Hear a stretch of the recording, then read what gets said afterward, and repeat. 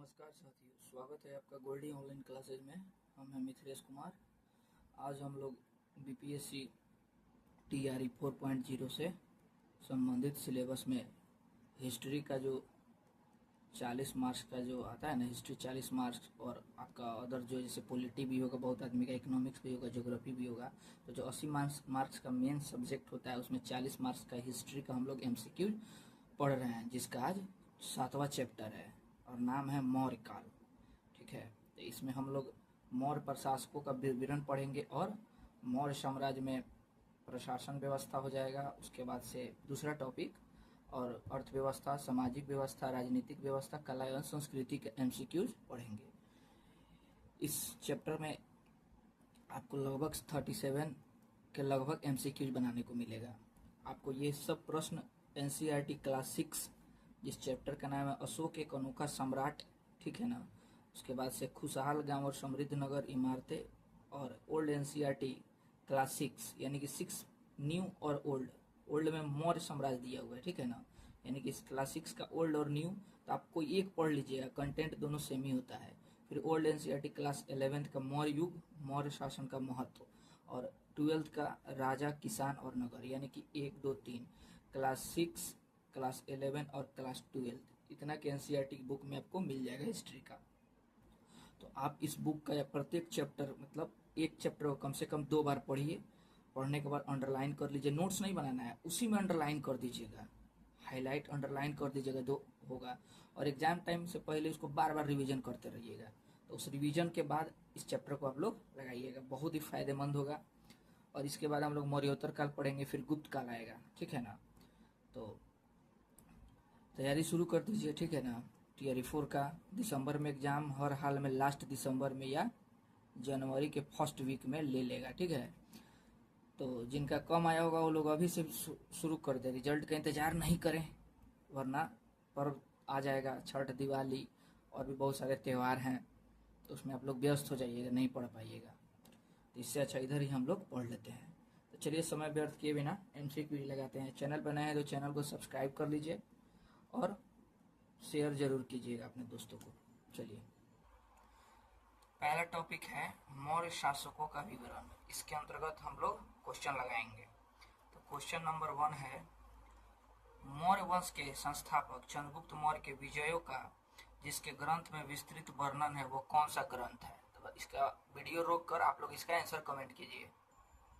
इसका आंसर हो जाएगा ऑप्शन सी, विशाखदत्त। व्याख्या पढ़ते हैं। मौर्य वंश के संस्थापक चंद्रगुप्त मौर्य के विजयों का विवरण का वर्णन आपको विशाखदत्त की पुस्तक मुद्रा राक्षस में मिलता है।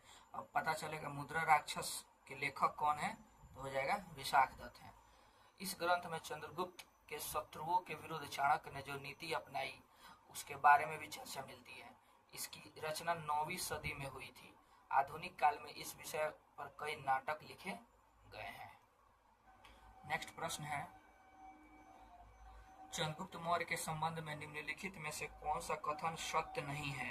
ये हो जाएगा चैप्टर 14 11th ओल्ड एनसीईआरटी। तो कौन सा कथन सत्य नहीं है? तो ब्राह्मण परंपरा के अनुसार वह शूद्र था, बौद्ध परंपरा के अनुसार वह क्षत्रिय था, प्लूटार्क के अनुसार उसने 60,000 की सेना लेकर पूरे भारत को रौंद डाला था, उसकी माता का नाम मूरा था जो नंदों के रनवास में रहती थी।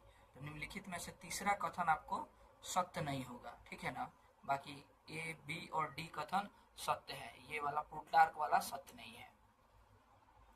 देखिए, चंद्रगुप्त मौर्य का संबंध में कथन सी सत्य नहीं है, क्योंकि जस्टिन नामक यूनानी बोला था, प्लूटार्क नहीं बोला था।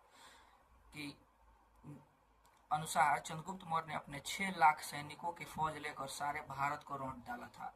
चंद्रगुप्त मौर्य का साम्राज्य उत्तर पश्चिम में ईरान, जो पहले फारस था, से लेकर पूर्व में बंगाल तक, और उत्तर में कश्मीर से लेकर दक्षिण में उत्तरी कर्नाटक, जो अभी मैसूर वाला इलाका है, तक फैला हुआ था। क्वेश्चन नंबर 3 है, सेल्यूकस, जिसको अलेक्जेंडर द्वारा सिंध एवं अफगानिस्तान का प्रशासक नियुक्त किया गया था, को किस भारतीय शासक ने हराया था? ठीक है, तो इसका आंसर आप लोग वीडियो रोककर कमेंट में दीजिएगा। तो इसका ये आपको एमपीपीसी 2008 में पूछा है और 11th क्लास का एनसीईआरटी का है। तो हो जाएगा आपको चंद्रगुप्त मौर्य हो गया इसका आंसर। देखिए, आप शिक्षक लेवल का तैयारी कर रहे हैं या बीपीएससी का सिविल सर्विस के एग्जाम का तैयारी कर रहे हैं, ठीक है, या शिक्षक या कोई लेवल की तैयारी कर रहे हैं, तो आपको एनसीईआरटी पढ़ना होगा, ठीक है। मेनली आप टीचर का जो तैयारी कर रहे हैं तो एनसीईआरटी प्लस एससीईआरटी, दूसरा कोई ऑप्शन नहीं। इस बुक को बार बार आपको पढ़ना पड़ेगा। उससे भी अगर आपका नहीं होता है, मतलब हम इसका एक वीडियो बनाएंगे कि तैयारी कैसे करना चाहिए और स्ट्रेटजी कैसा है। थोड़ा हम व्यस्त हैं, 1 या 2 दिन में ये वीडियो हम अपलोड कर देंगे, कि 2 वीडियो अपलोड करेंगे, एक सेल्फ स्टडी से संबंधित कि सेल्फ स्टडी किस तरह करना चाहिए, प्लस एक रणनीति कैसे पढ़ना चाहिए, आप किस स्टेज में है, क्या है, सब हम बता देंगे, ठीक है ना। एनसीईआरटी कब पढ़ें, एनसीईआरटी पढ़ लिए उसके बाद कौन सा बुक पढ़ें, उसके बाद आपका लास्ट स्ट्रेटजी क्या होना चाहिए, तो इसका हम प्रॉपर एक वीडियो बनाएंगे, 2 वीडियो आएगा, ठीक है। तो तब तक आप लोग एनसीईआरटी और एससीईआरटी का बुक को बार बार रिवीजन कीजिए। चैप्टर भी हम बता दे रहे हैं किस चैप्टर से आ रहा है हिस्ट्री का, आप बुक जाके मार्केट से परचेज कर लीजिए। और दूसरा, कहीं आप ये सब जो बना रहे हैं क्वेश्चन, कहीं लूसेंट क्राउन रन में आपको इस तरह का नहीं मिलेगा, उसमें केवल फैक्ट मिलेगा, तथ्य के अनुसार। फैक्ट तो पूछ नहीं रहा है, सिद्धांतिक पूछ रहा है, सिद्धांतिक के लिए आप लोग बुक पढ़ना ही पड़ेगा, दूसरा कोई ऑप्शन नहीं है। तो इसका आंसर हो जाएगा option D, Chandragupta Maurya. Greek शासक अलेक्जेंडर ने सिंध एवं अफगानिस्तान का प्रशासक सेल्यूकस को नियुक्त किया था। चंद्रगुप्त मौर्य ने युद्ध में सेल्यूकस निकेटर को पराजित कर पश्चिमोत्तर भारत को जीत लिया था। यह क्षेत्र सिंधु नदी के पश्चिम में स्थित था। इस युद्ध के पश्चात दोनों के बीच समझौता हो गया, जिसके अंतर्गत चंद्रगुप्त मौर्य ने 500 हाथी लेकर उसके बदले सेल्यूकस ने पूरी अफगानिस्तान, बलूचिस्तान और सिंध का पश्चिमी क्षेत्र दे दिया था, ठीक है। 500 हाथी लिया चंद्रगुप्त मौर्य, दिया 500 हाथी उसको गिफ्ट में। ये पूछ देगा बीपीएससी डाटा के रूप में। इस चीज को सब एनसीईआरटी का, इधर उधर फालतू कोई क्वेश्चन नहीं है। चलिए, आज थोड़ा गर्मी ज्यादा है, ठीक है ना, इसलिए पंखा हम बंद नहीं कर पाए हैं। चंद्रगुप्त मौर्य द्वारा स्थापित मौर्य साम्राज्य में भारत का कौन सा क्षेत्र शामिल नहीं था, तो हो जाएगा आपको बिहार, इसमें आपको देखना है, ठीक है ना, कौन सा क्षेत्र शामिल नहीं था। तो तमिलनाडु और पूर्वोत्तर भारत नहीं था, अभी बताया है ना पिछले में, कश्मीर से लेकर उत्तरी कर्नाटक तक और इधर फारस से लेकर यानी कि वर्तमान ईरान से लेकर इधर बंगाल तक था। लेकिन पूर्वोत्तर भारत जो अभी 7 सिस्टर है ना, अरुणाचल प्रदेश, असम, मेघालय, त्रिपुरा, मिजोरम, ये वाला, और तमिलनाडु नहीं था, ठीक है ना। आइए इसका व्याख्या पढ़ते हैं। चंद्रगुप्त मौर्य द्वारा स्थापित मौर्य साम्राज्य में भारत का तमिलनाडु तथा पूर्वोत्तर भारत का क्षेत्र शामिल नहीं था। चंद्रगुप्त मौर्य द्वारा स्थापित साम्राज्य में पूरे बिहार तथा उड़ीसा और बंगाल के बड़े भागों के अतिरिक्त पश्चिमी और उत्तर पश्चिमी भारत और दक्कन के क्षेत्र शामिल थे। उत्तर पश्चिम में तो मौर्यों का आधिपत्य कई ऐसे क्षेत्रों पर भी था जो ब्रिटिश साम्राज्य में शामिल नहीं थे। बाद में ब्रिटिश आक्रमण किए ना, तो उसमें भी शामिल नहीं थे। ये जो चैप्टर है ना, मौर्य काल हो गया। अब की बार टीआरई 3 में मौर्य काल से ही ज्यादा प्रश्न पूछा गया है, इस बात का आप लोग ध्यान दीजिएगा। तो ये बहुत इंपॉर्टेंट चैप्टर हो जाता है। एग्जाम से पहले हम एकदम 1 या 2 पेज का शॉर्ट्स नोट्स डालेंगे, पढ़ाएंगे उसको, 4 मिनट का वीडियो होगा। चाहे टेलीग्राम चैनल है गोल्डी ऑनलाइन क्लासेज, जिसका लिंक डिस्क्रिप्शन में होगा, उसको आप लोग जाके ज्वाइन कर लीजिए। उसमें हम पोस्ट करेंगे एग्जाम से पहले जो तैयारी हम जिस तरह से हम करते हैं, आप लोग इसको पढ़ लीजिएगा। नेक्स्ट क्वेश्चन पढ़ते हैं।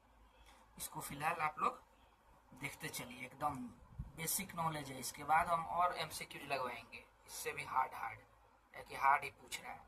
मौर्य साम्राज्य के संबंध में निम्नलिखित कथनों पर विचार कीजिए। Chapter 14 class 11 old NCERT. Maurya साम्राज्य के विस्तार की जानकारी इंडिका तथा अर्थशास्त्र से मिलती है। मेगास्थनीज ने पाटलिपुत्र के शासन का वर्णन किया है। कौन सा कथन सत्य है, तो दोनों कथन सत्य है। चलिए व्याख्या है, दिए गए दोनों कथन सत्य है। मौर्य साम्राज्य के विस्तार की जानकारी हमें मेगास्थनीज की पुस्तक इंडिका और कौटिल्य के अर्थशास्त्र से मिलती है। मेगास्थनीज ने पाटलिपुत्र के साथ साथ मौर्य साम्राज्य के शासन का वर्णन किया है। मेगास्थनीज यूनान का राजदूत था, उसे सेल्यूकस ने चंद्रगुप्त मौर्य के दरबार में भेजा था। 6वां नंबर प्रश्न है, मौर्य साम्राज्य की स्थापना के संदर्भ में निम्नलिखित कथनों में से कौन सा कथन सत्य नहीं है। यह आपको चैप्टर 6 एनसीईआरटी का प्रश्न है। तो सत्य कथन नहीं, यानी कि गलत कथन खोजना है। मौर्यों से पूर्व मगध पर नंद का शासन था, तो सत्य है। घनानंद को हराकर चाणक्य की सहायता से चंद्रगुप्त मौर्य ने क्या किया था, शासन स्थापित किया था। उत्तर भारत में मगध सबसे शक्तिशाली राष्ट्र है, ये भी बात सत्य है। चंद्रगुप्त ने घनानंद को पराजित किए, तो सत्य है। घनानंद नंद वंश का लोकप्रिय राजा था, ये गलत है, ठीक है ना। घनानंद नंद वंश का लोकप्रिय राजा नहीं था, यही कथन गलत है। लोकप्रिय मैंने समझ रहे हैं, जनता में चहेता, यानी कि जनता खूब उनको मतलब मानती हो। लेकिन तो इतना छोटा था कि चमड़ा पर टैक्स लगा दिया था, और सोना को गंगा नदी में अभी दफन कर दिया है। वर्तमान में भी होगा वो, लेकिन ऐसा टेक्नोलॉजी नहीं है कि कोई निकाल पाएगा। बहुत ही अलोकप्रिय शासक था ये नंदवंश का घनानंद। चंद्रगुप्त ने अपनी सेना का संगठन किया और नंद राजा घनानंद के सिंहासन से उतार दिया, जिसका लोगों ने स्वागत किया। ईसा पूर्व 4वीं सदी में मगध पर नंद राजाओं का शासन था और उत्तर भारत का सबसे शक्तिशाली राजा था उस समय नंद। नंद राजाओं ने करों की वसूली से अपार संपत्ति एकत्र कर ली थी और उनके पास एक विशाल सेना भी थी, परंतु एक कुशल शासक नहीं थे। यानी कि बहुत ज्यादा हर एक चीज पर टैक्स, छोटा से छोटा वस्तु पे भी टैक्स लगा दिया था। और जनता टैक्स खाली देगी, कमाएगी नहीं, तो बताइए अलोकप्रिय हो जाइएगा। चंद्रगुप्त मौर्य के संबंध में निम्नलिखित कथनों पर विचार कीजिए। चैप्टर आपको 5 है, क्लास 6 का है। 305 ईसा पूर्व में उसने घनानंद को पराजित किया था। चंद्रगुप्त ने सेल्यूकस निकटर से भारत का राज्य छीना था। ये दोनों कथन गलत है, ठीक है ना। निम्न में से कौन सा कथन सत्य है? तो ना एक और न डी, दोनों कथन असत्य, कोई सत्य नहीं है। व्याख्या देखते हैं इसका। चंद्रगुप्त मौर्य के संबंध में दिए गए कोई भी कथन सत्य नहीं है। चंद्रगुप्त मौर्य ने एक लंबे अभियान के पश्चात 305 ईसा पूर्व में यूनानी सेनापति, ध्यान से देखिएगा, सेल्यूकस निकटर को पराजित किया था, ना कि उनसे भारत छीना था। इस युद्ध के पश्चात चंद्रगुप्त मौर्य ने सिंधु नदी को पार कर उस प्रदेश को जीत लिया था जो आज अफगानिस्तान का हिस्सा था। जो सिकंदर आया था तो जीत के उसको शासक बनाया था। नेक्स्ट प्रश्न है, मौर्य सम्राट बिंदुसार के शासन की सबसे महत्वपूर्ण विशेषता निम्नलिखित में से क्या थी? तो ये आपको 11th क्लास का ओल्ड एनसीईआरटी का है। विशाल स्थायी सेना, यूनानी राजाओं के साथ निरंतर संबंध, भू राजस्व व्यवस्था या स्थानीय व्यापार। तो हो जाएगा बिंदुसार के शासन का सबसे महत्वपूर्ण विशेषता यूनानी राजाओं के साथ निरंतर संबंध, यही कथन आपको। आइए देखते हैं व्याख्या में। मौर्य सम्राट बिंदुसार के शासन की सबसे महत्वपूर्ण विशेषता पश्चिमी यूनानी राजाओं के साथ मैत्रीपूर्ण संबंध थे। 2 विदेशी राज्य डाइमेकस तथा डायनोसियस उसके दरबार में आए थे। प्लिनी के अनुसार मिस्र के शासक टॉलमी द्वितीय फिलाडेल्फस ने डायनोसियस नामक एक राजदूत मौर्य दरबार में भेजा था बिंदुसार के समय। बिंबिसार हो गया मगध का, आई बिंदुसार है, ठीक है ना। याद देखिए, 2 SAR वाला 2 ही राजा हुआ, ठीक है। एक बिंबिसार, बिंबी, एक बिंदु, ध्यान देखिएगा। तो देखिए, इनके पिता का नाम था चंद्रगुप्त मौर्य, चंद्र। इनके बेटा का नाम था अशोक। ध्यान से सुनिएगा। चंद्रगुप्त मौर्य बहुत सारे विजय प्राप्त किए, यानी कि संख्या में गिना जाए तो बहुत सारा, मतलब अफगानिस्तान जीते, दक्षिण भारत में दक्कन को जीता, उसके बाद से पंजाब जीते और बंगाल उंगाल, बहुत सारा। अशोक ने कलिंग को जीता, ठीक है, एक कलिंग को ही जीते अशोक। लेकिन बिंदुसार कोई जीत दर्ज नहीं किए। क्या किए? केवल यूनानी राजाओं के साथ निरंतर संबंध, यानी कि कोई जीत दर्ज नहीं किए, एक भी युद्ध नहीं, मतलब जीत दर्ज या युद्ध नहीं लड़े, ऐसा ग्रंथ में कहा गया है, ठीक है। इससे अनुसार ये जीरो, मतलब कुछ नहीं किए तो जीरो, जीरो को बिंदु बोलते हैं ना। तो बिंदुसार यानी बिंदु काम किए, यानी कि एक भी काम ही नहीं किए, जीरो। ट्रिक है, याद करने के लिए हम सिखा रहे हैं। बिंदु का मतलब जीरो, ट्रिक है। और वो बिंबी है यानी बहुत सारा, ठीक है। तो बिंदु मतलब जीरो, यानी कोई काम नहीं किए थे। आज के बाद बिंदुसार और बिंबिसार में कंफ्यूजन नहीं होना चाहिए, ठीक है ना। बिंदु आए तो सीधे आपको जीरो काम, किसका बेटा? चंद्रगुप्त मौर्य का। चलिए, बिंदुसार के संबंध में निम्नलिखित कथनों पर विचार कीजिए। बिंदुसार के शासनकाल में साम्राज्य दक्षिण में मैसूर तक फैल गया था। बिंदुसार की दक्षिण के राज्यों के साथ मैत्री थी। केवल कलिंग प्रदेश, उड़ीसा और सुदूर दक्षिण के राज्य उसके साम्राज्य में नहीं थे। कौन सा कथन इसमें सत्य है? कौन सा कथन सत्य है? तो तीनों कथन इसमें सत्य होगा। बिंदुसार के संबंध में सभी कथन सत्य। बिंदुसार के शासनकाल में मौर्य साम्राज्य दक्षिण में मैसूर तक फैल गया था। वही लेके गए थे चंद्रगुप्त मौर्य थे, चले गए थे मैसूर, कर्नाटक, स्वर्ण बेलगोला में जाके संलेखना पद्धति से प्रांत त्याग दिए थे अपना। संलेखना संधारा ये जैन धर्म का एक बहुत ही पवित्र पद्धति है। इसमें अन्न जल सब छोड़ दिया जाता है और शरीर निष्क्रिय हो जाता है। इस प्रकार उसके साम्राज्य में लगभग पूरा देश शामिल था। बिंदुसार की दक्षिण के राज्यों के साथ मैत्री थी, इसलिए उसने उन राज्यों पर कभी आक्रमण नहीं किया था। ऐसा नहीं था कि कमजोर थे, बहुत शक्तिशाली थे, लेकिन इनको मौके नहीं मिला युद्ध लड़ने का, कोई खड़ा ही नहीं हुआ। बिंदुसार के काल में केवल कलिंग प्रदेश, उड़ीसा और सुदूर दक्षिण के राज्य उसके साम्राज्य में नहीं थे। कलिंग के लोग मौर्य के अधीन नहीं रहना चाहते थे, इसलिए अशोक ने उन पर आक्रमण करना पड़ा। अशोक जीत लिया। और भी बहुत आपको प्रशासनिक स्ट्रेटजी था, जैसे समुद्रिक व्यापार होता था कलिंग से, और भी बहुत अच्छा व्यापार को लेकर ही, ज्यादा युद्ध तो व्यापार को लेकर ही होता था ना उस समय।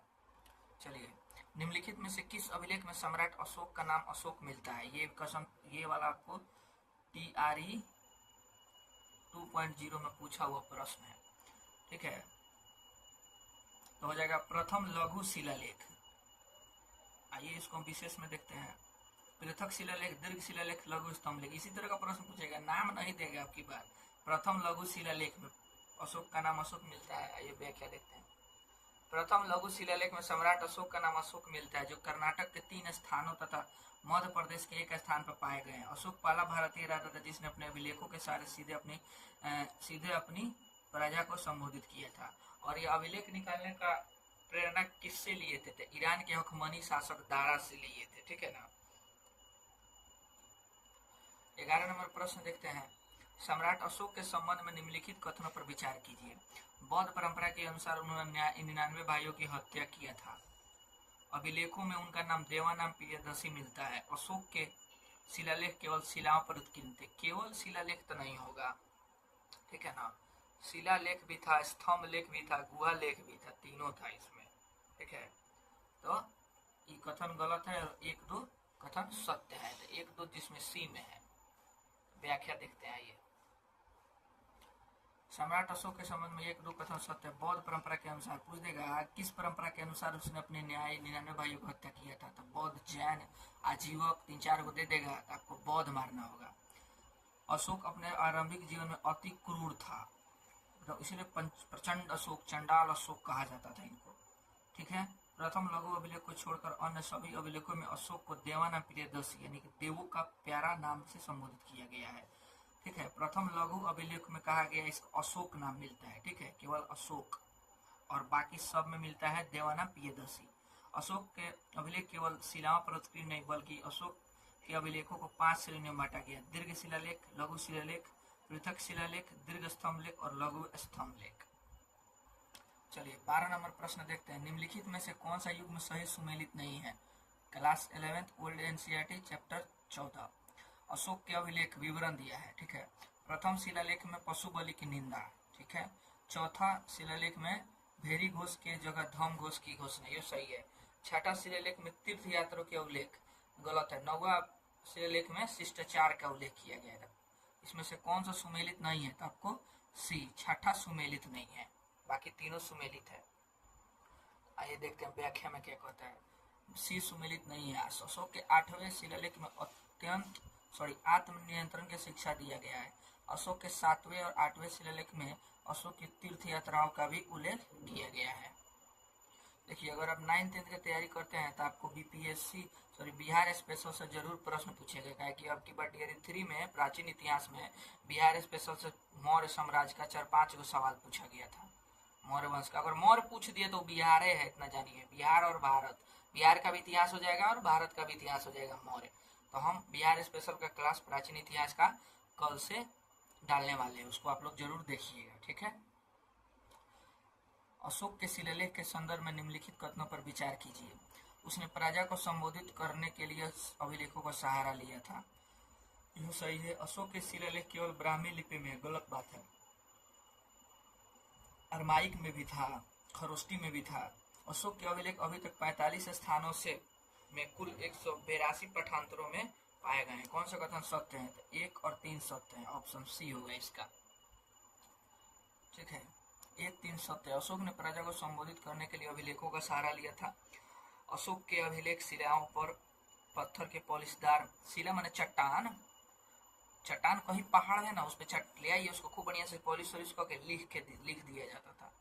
पत्थरों के पॉलिशदार शीर्षयुक्त स्तंभों पर, स्तंभ माने पिलर, घर का पिलर होता है, उसे पत्थर के स्तंभ बना दिया जाता था, गोल, खूब बढ़िया। चिकना करके गुफाओं में और एक स्थान से प्राप्त मिट्टी के कटोरे पर भी उत्कीर्ण है। अशोक के अभिलेख अभी तक 45 स्थानों में कुल 182 पाठांतरों में पाए गए हैं।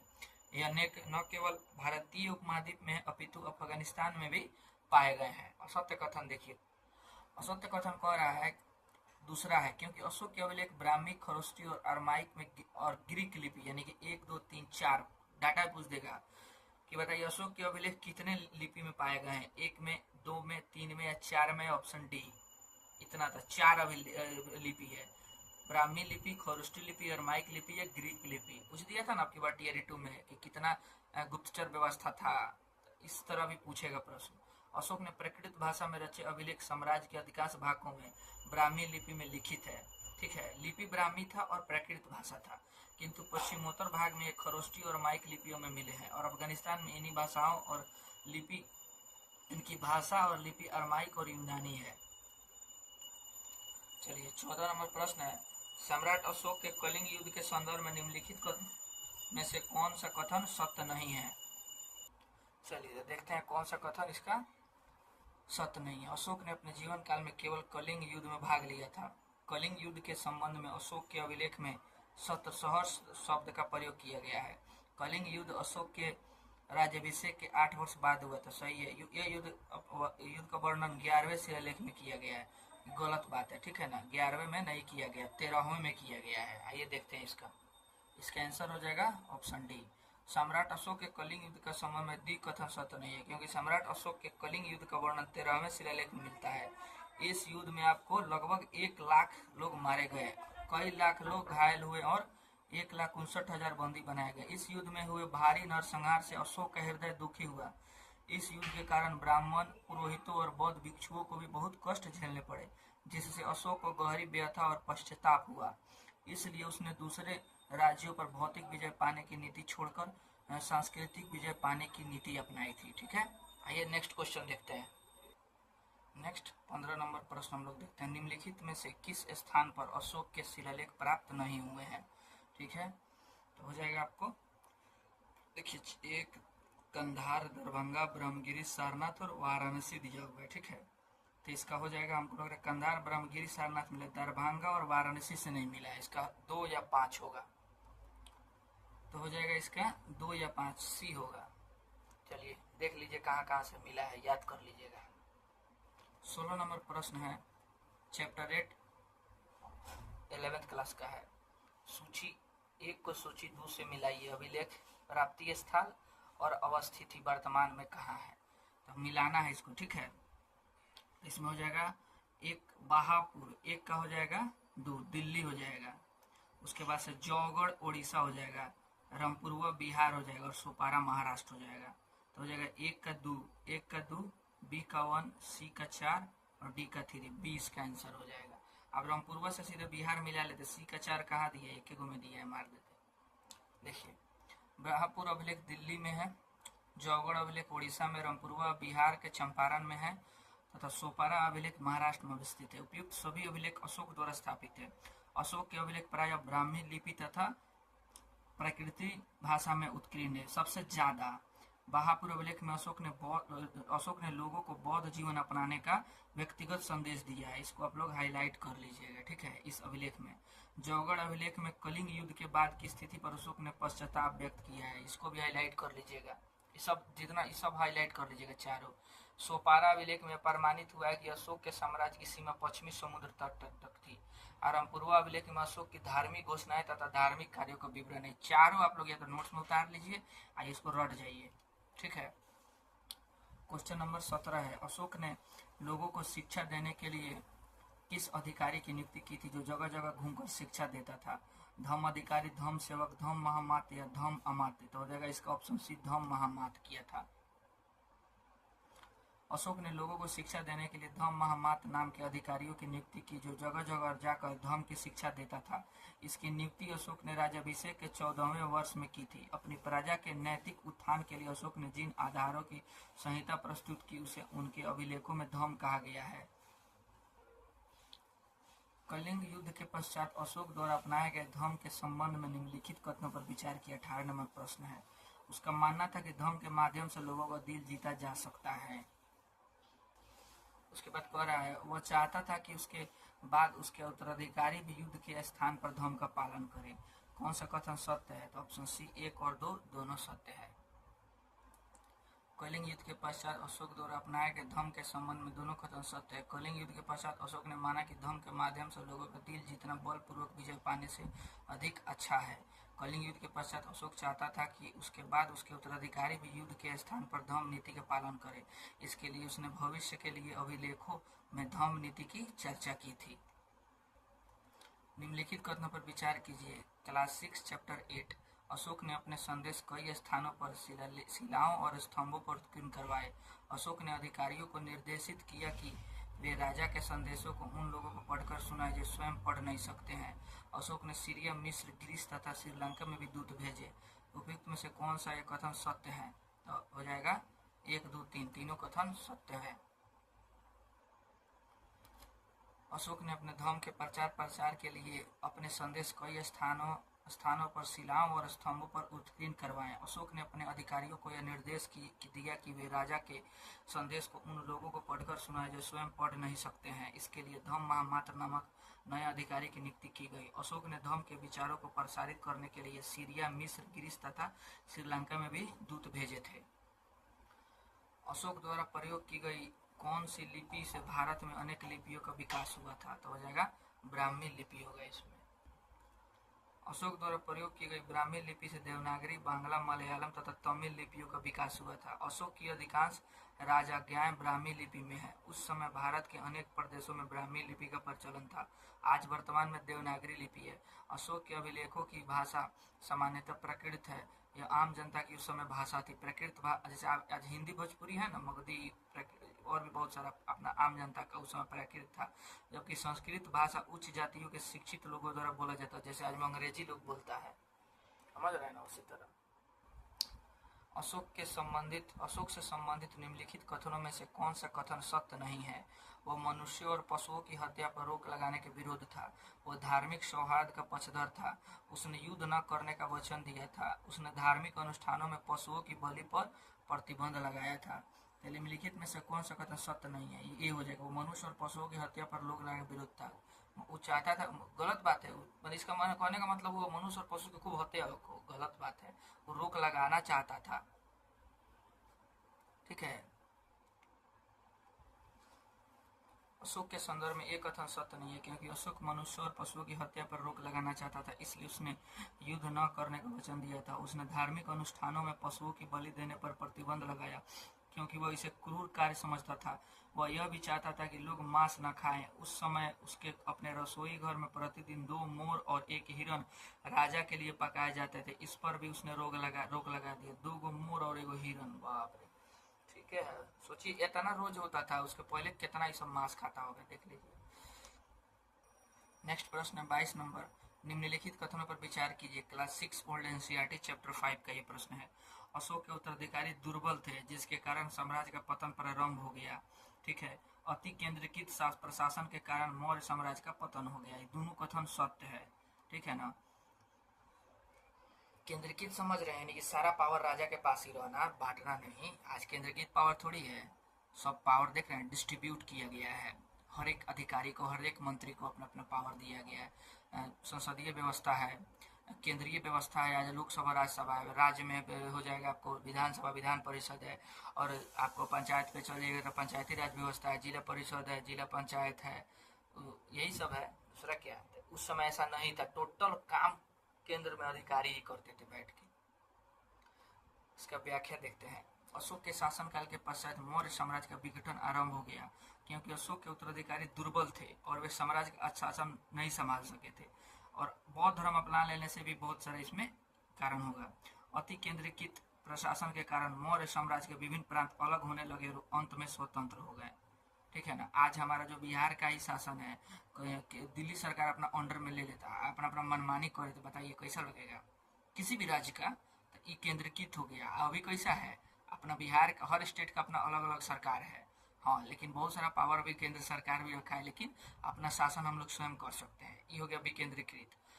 उस समय ऐसा नहीं था, ठीक है, यही कारण हो जाएगा इसका। और बौद्ध धर्म में अहिंसा का बढ़ावा दिया गया, यानी कि हिंसा नहीं करना। और उस समय अशोक ने हिंसा का बहुत ज़्यादा ही प्रचार प्रसार किया, जिससे कारण जो उस समय के योद्धा जो हिंसक थे वो हिंसक होने लगे, यानी मारकाट से बचने लगे। और बाकी जो विदेशी राष्ट्र था सबको मौका मिल गया तबाह करने का। तो उसके बाद देखिएगा ना, मौर्योत्तर काल में कितना विदेशी आक्रमण हुआ है। पल्लव पहलव पल्लव किए थे, ग्रीक यूनानी किए थे। पहलव, ग्रीक यूनानी, कुषाण, कण्व वंश, शुंग वंश, कितना लोग आके इस पे आक्रमण किया, लूटपाट मचाया। किस स्थान से प्राप्त अशोक के अभिलेखों की भाषा और लिपि अरमाइक एवं यूनानी दोनों थी, यानी कि अलग अलग नहीं, दोनों था, एक ही जगह। तो हो जाएगा अफगानिस्तान से था। ठीक है, अफगानिस्तान के कंधार से प्राप्त अशोक के अभिलेख की भाषा और लिपि अरमाइक और यूनानी दोनों है। भारत के पश्चिमोत्तर भाग में अभिलेख खरोष्टी और अरमाइक लिपि में है। अभिलेख में राजा की आज्ञाओं को उत्कीर्ण किया जाता है। अशोक के अभिलेख सामान्यतः प्राचीन राजमार्गों के किनारे स्थापित थे। अशोक के अभिलेख से अशोक के जीवन वृत्त, उसकी आंतरिक और राष्ट्रीय नीति तथा उसके राज्य के विस्तार की जानकारी मिलती है। अब हम लोग सेकेंड टॉपिक प्रशासनिक व्यवस्था, आर्थिक व्यवस्था, सामाजिक व्यवस्था और कला और संस्कृति के बारे में हम लोग पढ़ेंगे। ठीक है, 24 नंबर प्रश्न है, मौर्यकालीन अधिकारियों के संबंध में निम्नलिखित कथनों पर विचार कीजिए। उस समय जो अधिकारी थे उसके बारे में बताने के लिए पूछ रहा है। धम्म महामात्र को पुरस्कार तथा दंड देने का अधिकार था। समाज में धर्म का प्रचार करने के लिए राजुक नामक अधिकारी की नियुक्ति की गई थी। शीर्षस्थ अधिकारी को तीर्थ कहा जाता था। निम्नलिखित में से कौन सा कथन सत्य है? तो हो जाएगा एक, केवल तीसरा कथन सत्य है। शीर्षस्थ अधिकारी को तीर्थ कहा जाता था, बाकी एक और दो कथन गलत है। आइए इसका व्याख्या में देखते हैं। ये सब सवाल हल करने के लिए आपको बस एनसीईआरटी, एससीईआरटी दोनों को दबा के पढ़ना होगा। छठा से लेकर 12 क्लास तक का प्राचीन इतिहास, छठा में प्राचीन इतिहास है, 11th में प्राचीन इतिहास है और 12th में प्राचीन इतिहास है। तो हम अभी सीरीज चला रहे हैं, तो आप लोग 3 बुक का प्राचीन इतिहास एकदम पढ़ जाइए 2 बार 3 बार। फिर पॉलिटी पढ़ाएंगे तो पॉलिटी भी ऐसे ये पढ़ जाइएगा। ठीक है ना, पॉलिटी का भी लगाएंगे, ज्योग्राफी का भी लगाएंगे और इकोनॉमिक्स का भी इसी तरह का प्रश्न लगवाने वाले हैं। व्याख्या कर रहा है, मौर्यकालीन अधिकारियों के संबंध में कथन 3 सत्य है। मौर्यकालीन अधिकारियों में शीर्षस्थ अधिकारी को तीर्थ कहा जाता था। इनकी संख्या 18 थी। संख्या रट लीजिएगा, बहुत प्रश्न इससे बनने वाला है। अधिकतर स्थानों पर इन्हें महामात्र भी कहा जाता था। सबसे महत्वपूर्ण तीर्थ या महामात्र मंत्री और पुरोहित थे। इनका साम्राज्य के अन्य अधिकारियों पर प्रत्यक्ष नियंत्रण होता था। ठीक है, अब दूसरा कथन देखते हैं। 1 और 2 असत्य, क्योंकि अशोक ने नारी सहित समाज के विभिन्न वर्गों के बीच धर्म का प्रचार करने के लिए रज्जु को नहीं बल्कि धम्म महामात्र को नियुक्त किया था। धम्म महामात्र को दंड देने का अधिकार नहीं था। ध्यान से देखिएगा, मौर्यकालीन समाज में न्याय कार्य करने के लिए रज्जुकों को भी नियुक्ति की गई। इन्हें कर संग्रह के अधिकार भी प्राप्त थे। इनके द्वारा सहस्त्र प्राणियों पर भी शासन करने का उल्लेख मिलता है। चलिए 25 नंबर प्रश्न देखते हैं हम लोग। मौर्यकालीन प्रशासनिक व्यवस्था के संबंध में निम्नलिखित कथनों में से कौन सा कथन सत्य नहीं है? 11th क्लास के एनसीईआरटी का प्रश्न है। संहर्ता राजकीय कोषागार का संरक्षक होता था, गलत खोजना है इसमें। ठीक है, सन्निधाता भंडारक का संरक्षक होता। भंडारगार जो भवन है जिसमें सब अनाज उनाज रखा जाता है, उसका संरक्षक होता था। प्रशासक के शीर्ष पर सम्राट होता था।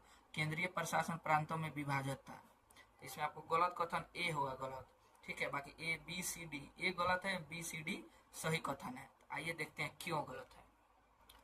कह रहा है कि मौर्यकालीन प्रशासनिक व्यवस्था के संबंध में एक कथन सत्य नहीं है, क्योंकि मौर्यकालीन प्रशासनिक व्यवस्था में संहर्ता कर निर्धारण का सर्वोच्च अधिकारी होता था। ठीक है, इसमें क्या करे, संहर्ता राजकीय कोषागार का संरक्षक, इसीलिए गलत है। संहर्ता टीआरई 2 में प्रश्न पूछा हुआ है, खोल के जाके प्रीवियस ईयर देख लीजिए। ठीक है, संहर्ता कर निर्धारण का सर्वोच्च अधिकारी होता था, जिससे वित्त मंत्री भी कहते हैं, वर्तमान का वित्त मंत्री और संहर्ता।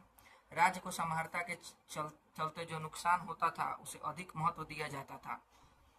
कर निर्धारण का ऐसा विशद संगठन पहली बार मौर्य काल में ही देखने को मिलता है। आज भी उसी को लगभग फॉलो किया जाता है।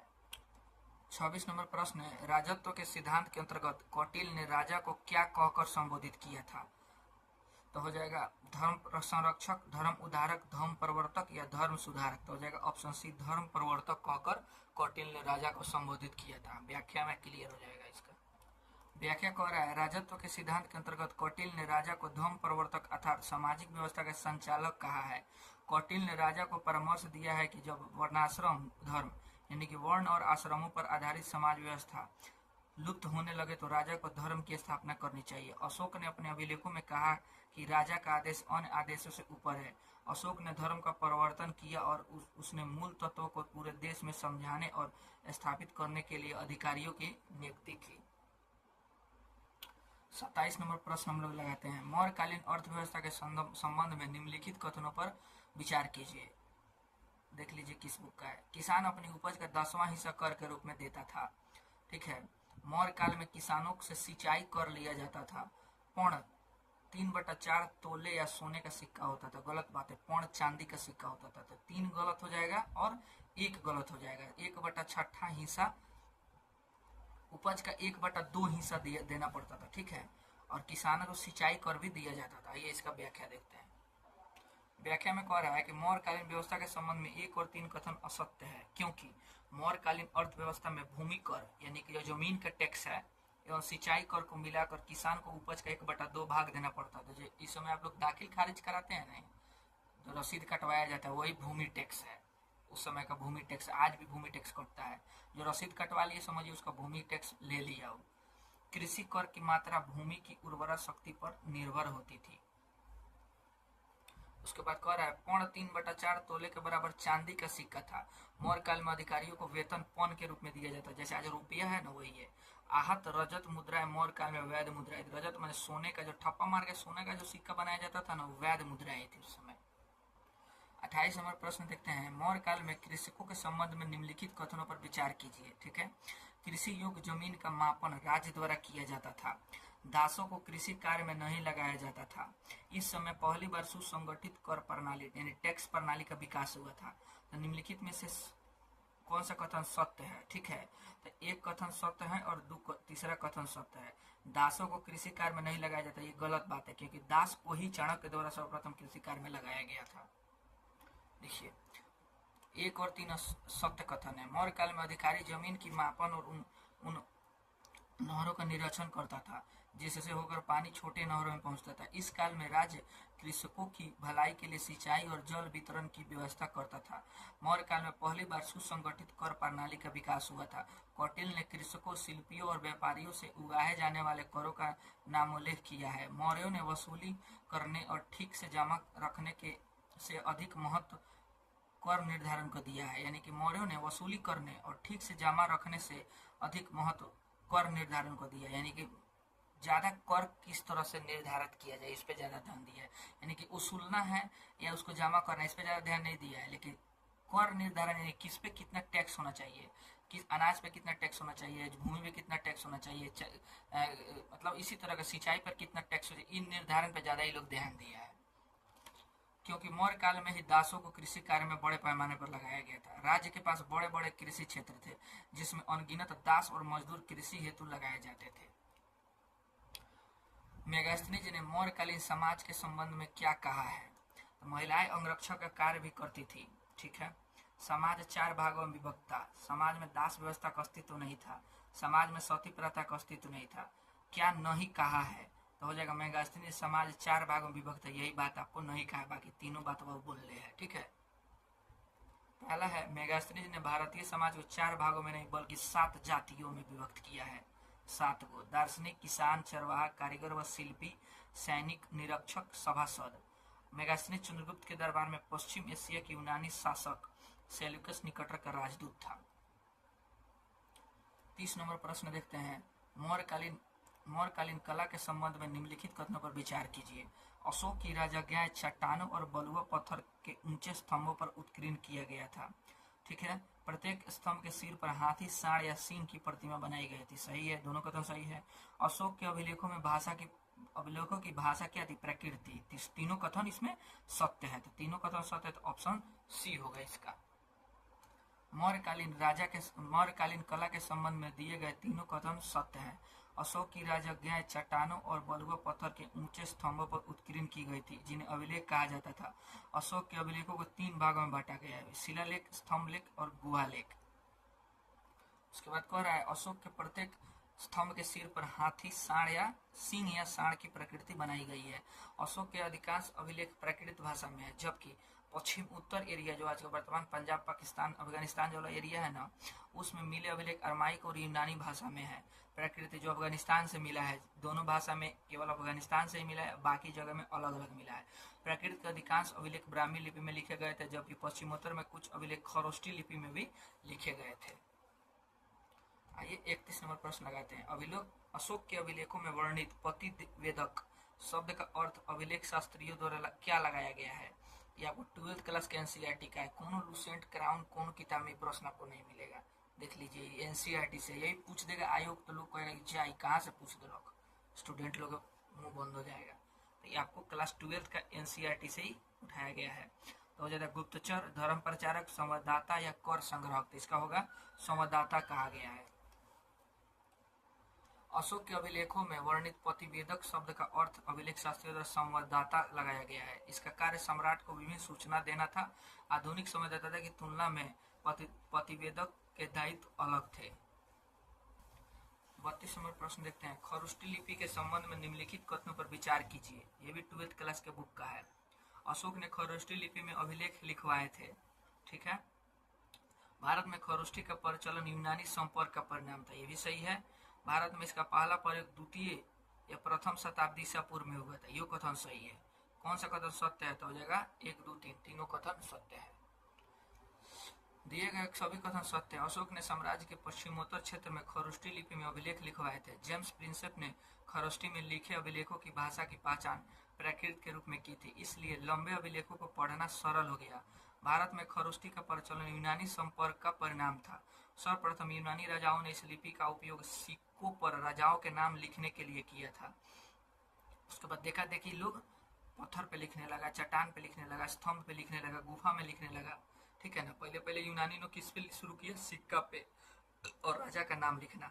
भारत में खरोष्टी लिपि का प्रयोग द्वितीय प्रथम ईसा पूर्व में हुआ था। इसका पता हमें पुरातात्विक साक्ष्यों से चलता है। 33 नंबर प्रश्न है। मौर्यकालीन समाज के संबंध में कौन सा कथन सत्य नहीं है? सामाजिक व्यवस्था के बारे में। चारों वर्णों के लोग सेना में भर्ती होते थे, सही है। अपराध करने वाले ब्राह्मणों को यातना नहीं दी जाती थी, ये सही है। महिलाओं को नियोग की अनुमति नहीं थी, ये गलत है। मोक्ष की अवधारणा विकसित हो चुकी थी, ये सही है। नियोग समझ रहे हैं, यानी कि जिनका पति, जैसे बहुत सारे सैनिक या कोई भी ऐसा जिसका पति नहीं रहता था, तो पुत्र प्राप्ति के लिए, ठीक है, या पुत्र प्राप्ति के लिए देवर से या किसी अन्य व्यक्ति से क्या पुत्र प्राप्त किया जाता था, उस प्रक्रिया को या उस रिश्ता को नियोग कहा जाता था, ठीक है ना। आइए इसको हम लोग देखते हैं। नियोग प्रथा का प्रचलन मौर्य साम्राज्य में था। महाभारत समय से इस चीज का चर्चा होते आ रहा है। मौर्यकालीन समाज के संबंध में कथन सी सत्य नहीं है, क्योंकि मौर्यकालीन समाज में महिलाओं को पुनर्विवाह या नियोग की अनुमति थी, उसी को पुनर्विवाह बोलते हैं। इस काल में स्त्रियों की स्थिति स्मृति काल की अपेक्षा अधिक सुरक्षित थी। कौटिल्य ने स्मृति का समझ रहे हैं, बौद्ध धर्म जैन धर्म जो काल था ना, 6वीं शताब्दी ईसा पूर्व, उस समय को स्मृति काल कहते हैं, सूत्र काल भी इसको कहते हैं, क्योंकि उसी समय किसी चीज को लेखन कार्य शुरू किया गया था। कौटिल्य ने स्त्रियों के विवाह विच्छेद को आज के समय में तलाक कहा गया की अनुमति दिया था। बताइए उस समय भी तलाक का अनुमति था, जिसको विवाह विच्छेद कहा जाता था। इसके लिए उसे मोक्ष शब्द का प्रयोग किया था, ठीक है। आइए 34 नेक्स्ट प्रश्न है। सम्राट घर की स्त्रियां प्राय घर के अंदर रहती थी। कौटिल्य ने ऐसी स्त्रियों को क्या कहकर संबोधित किया है? तो इसको हो जाएगा अनिष्कासनी हो जाएगा, ठीक है। चलिए नेक्स्ट देखते हैं। आइए अमाजू हो जाएगा जो जीवन भर विवाह नहीं करता था सब। आई हो जाएगा आपको कणिकाध्यक्ष, क्या हो जाएगा? ये सब गुप्तचर हो जाएगा। रूपा जीवा क्या है? स्वतंत्र रूप से जो वेश्यावृत्ति का काम करती थी उसको रूपा जीवा कहा जाता था। टैक्स भी से उछलाता था। और उस एरिया को जहाँ इधर सब रहता था, आज के समय में रेड लाइट बोला जाता है ना, उस समय शैतानपुरी बोला जाता था उस एरिया को। व्याख्या देखते हैं। मौर्य काल में सम्राट घर की स्त्री प्राय घर के अंदर रहती थी। कौटिल्य ने ऐसी स्त्रियों को अनिष्कासनी कहकर, सम्राट मैंने बड़े कुल की लड़की है, महिलाएं, मतलब अभिजात वर्ग या उच्च जाति या उच्च कुल की। मौर्य काल में स्वतंत्र रूप से वेश्यावृत्ति करने वाली स्त्रियों को रूपा जीवा तथा स्त्री कलाकारों को रंगोपजीवनी कहा जाता है। रूपा जीवा वाला एक क्वेश्चन है ना, टियर 2 में हिस्ट्री में 40 नंबर का पूछा हुआ है। अभी जाके आप लोग खोल कर देख लीजिए, पूरा ही पूछा हुआ है प्रश्न। 35 नंबर प्रश्न, निम्नलिखित कथनों पर विचार कीजिए। स्ट्रेबो के अनुसार भारत में दास प्रथा नहीं थी। दासों को कृषि कार्य में नहीं लगाया जाता था। दासों को संपत्ति रखने का अधिकार था। निम्नलिखित में से कौन सा कथन सत्य है? तो इसमें हो जाएगा दास कार्य में नहीं लगाया, गलत बात है, दासों को ही कार्य में लगाया जाता था। स्ट्रेबो वाला सही है और 1 और 3 दोनों कथन सत्य है, दूसरा कथन सही नहीं है। ये व्याख्या देखते हैं। दिए गए कथनों में 1, 3 सत्य है। स्ट्रेबो एवं मेगास्थनीज के अनुसार भारत में दास प्रथा नहीं थी, ठीक है, परंतु इस बात में कोई संदेह नहीं है कि भारत में गृह दास वैदिक काल में भी पाए जाते थे। महाभारत देखिए, देखते हैं दास बनाने का प्रथा बहुत सारा, उसमें दास शब्द का जिक्र किया गया है। मौर्य काल में दासों की स्थिति संतोषजनक थी, उन्हें संपत्ति रखने व बेचने का अधिकार प्राप्त था, ठीक है। असत्य कथन दूसरा है, क्योंकि मौर्य काल में दासों को कृषि कार्य में बड़े पैमाने पर लगाया गया था। राज्य के पास बड़े बड़े कृषि क्षेत्र जिसमें अनगिनत दास लाए जाते थे, ठीक है। 36 नंबर प्रश्न है, निम्नलिखित में से कौन सा एक मौर्य साम्राज्य के पतन का कारण था? ब्राह्मणों की प्रतिक्रिया, वित्तीय संकट, दमनकारी शासन, तीनों था, ठीक है, तीनों था इसका कारण। इसके बाद शुंग वंश आया, ब्राह्मण ही थे पुष्यमित्र शुंग, क्योंकि बौद्ध धर्म को इतना न ज्यादा हाईलाइट कर दिया गया कि ब्राह्मण धर्म को नीचे की मतलब कम आंख देखा जाने लगा, जिसके कारण ब्राह्मणों ने क्या किया, अपना प्रतिक्रिया देना शुरू कर दिया था। और बौद्ध धर्म में अहिंसा कहा गया है, यानी कि अहिंसा परमो धर्म, यानी कि हिंसा मत कीजिए। कोई भी देश बिना सेना रखे युद्ध किए शक्तिशाली हो सकता है? नहीं हो सकता है। अब इसी कारण बौद्ध धर्म इसका भी एक कारण हो जाएगा। दिए गए विकल्प मौर्य साम्राज्य के पतन के कारण है। ब्राह्मणों की प्रतिक्रिया द्वारा भी मौर्य साम्राज्य का पतन हुआ। मौर्य साम्राज्य के खंडहर पर खड़े हुए कुछ नगर राज्यों के शासक ब्राह्मण हुए। मध्य प्रदेश में और उसके पूर्व मौर्य साम्राज्य के अवशेषों पर शासन करने वाले शुंग और कण्व क्या थे? ब्राह्मणों थे। सेना और प्रशासनिक अधिकारियों पर होने वाले भारी खर्च के बोझ से मौर्य साम्राज्य के सामने वित्तीय संकट खड़ा हो गया, जो मौर्य साम्राज्य के पतन का कारण बना। प्रांतों में दमनकारी शासन ने भी मौर्य साम्राज्य के पतन को बढ़ावा दिया। बिंदुसार तथा अशोक के काल में अत्याचारों के काफी प्रमाण मिलते हैं। कम हत्या किए थे अत्याचार। एक बार क्या हुआ कि तक्षशिला में विद्रोह हो गया, ठीक है, तो बिंदुसार ने अपने पुत्र सुसीम को भेजा, जाओ विद्रोह शांत करो। आज भी तो तक्षशिला अफगानिस्तान अब कश्मीर में विद्रोह होते रहता है, पत्थर फेंकते रहता है सब, उस समय भी चलते आ रहा है, देख लीजिए, उसी समय से ये लक्षण है, आज ले खत्म नहीं हुआ है। तो सबसे पहले बिंदुसार उस समय बीमार पड़ गए थे। उस समय उज्जैन का प्रशासक किसको बनाया गया था? राज्यपाल थे भाई, अशोक थे। उज्जैन भेज दिया गया था और सुसीम पटना में थे उस समय, पाटलिपुत्र में। तो सुसीम को भेजा गया था, इनको थूर थार के भेज दिया था सुसीम को बात कोई नहीं माना था। हार पास के बिंदुसार किसको भेजे? सम्राट अशोक को। बस केवल अभी गए नहीं थे, चल दिए थे सम्राट अशोक तक। गुप्तचर सब रहता है ना, हाला हो गया कि सम्राट अशोक आ रहा है विद्रोह दमाने, केवल नाम सुन लिया सब वहां पे तक्षशिला में, विद्रोह शांत हो गया। अभी अशोक पहुंचे नहीं थे। सोच लीजिए इनका डर कितना था अशोक का उस समय, इसीलिए इनको प्रचंड अशोक, चंडाल अशोक बोला गया है। और 99 भाइयों को इन्होंने बौद्ध धर्म के अनुसार हत्या करके अपना राज सिंहासन प्राप्त किया है, समझ रहे हैं। इनको तो कलिंग युद्ध हुआ ना, तब इनके हृदय परिवर्तन हुआ, तब अहिंसा अपनाए, हिंसा को छोड़े। उससे पहले एकदम मार काट में एक्सपर्ट थे, समझ रहे हैं ना, तो अत्याचार होगा ही। निम्नलिखित कथनों पर विचार कीजिए। 11th क्लास का है। पुष्यमित्र शुंग ने 185 ईसा पूर्व में मौर्य साम्राज्य को नष्ट कर दिया। पुष्यमित्र शुंग राजा तुषास्प का सेनापति था। अशोक ने पश्चिमोत्तर सीमावर्ती क्षेत्र पर ध्यान नहीं दिया था। उपयुक्त में से कौन सा कथन सत्य है? इसका 1 और तीसरा कथन सत्य है। 1 और तीसरा, दूसरा कथन सत्य नहीं है। आइए इसका व्याख्या देखते हैं। कह रहा है कि दिए गए कथन में 1 और 3 सत्य है। पुष्यमित्र शुंग ने 185 ईसा पूर्व में मौर्य साम्राज्य को अंतिम रूप से नष्ट कर दिया था। अशोक ने अपने शासनकाल के अंतिम वर्षों में देश विदेश में मुख्यतः धर्म का प्रचार किया, जिसके कारण वह पश्चिमोत्तर सीमावर्ती क्षेत्रों पर ध्यान नहीं दे सका।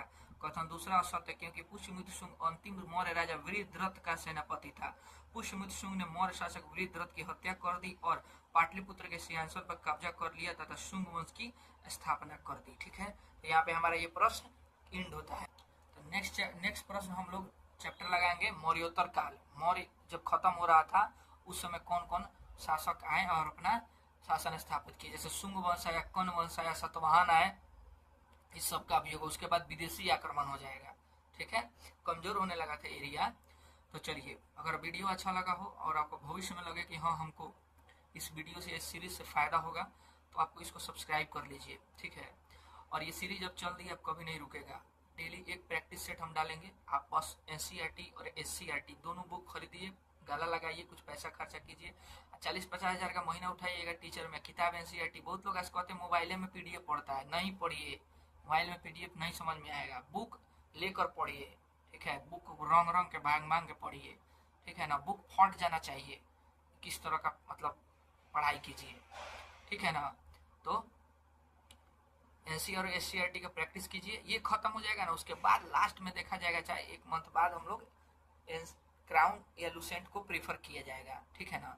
दिसंबर लास्ट ले या जनवरी फर्स्ट ले आपका एग्जाम हो ही जाएगा, हर हाल में होना चाहिए, या बढ़ भी सकता है, लेकिन हम लोग दिसंबर को टारगेट करके चलेंगे।